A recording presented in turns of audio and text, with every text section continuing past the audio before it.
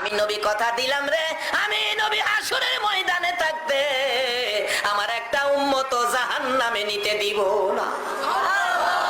এই দরুদি নবীর পক্ষে থাকতে আপনারা রাজি আছেন কিনা? আমার আল্লাহ বন্ধুর ব্যথা দেখে বারবার আমার আল্লাহ বলতেন, বন্ধু গো এত ব্যথাই তুমি ব্যতীত কেন? আমি আল্লাহ কথা দিলাম হাসরের ময়দানে তোমার একটা উম্মত জাহান্নামে নিতে দিব না।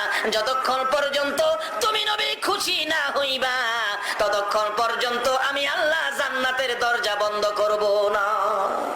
আমার নবী তখন চোখের পানিগুলো জর্জর করে ছেড়ে দিলেন, প্রভু গো আমাকে খুশি করার জন্য জান্নাতের দরজা খুলে রাখবেন। হ্যাঁ বন্ধু কথা দিলাম, আমাকে যদি খুশি করার জন্য এত কিছু করতে পারেন, আমি একটা দাবি করি, এই দাবিটা আপনি পুরা করেন। কি দাবি বন্ধু?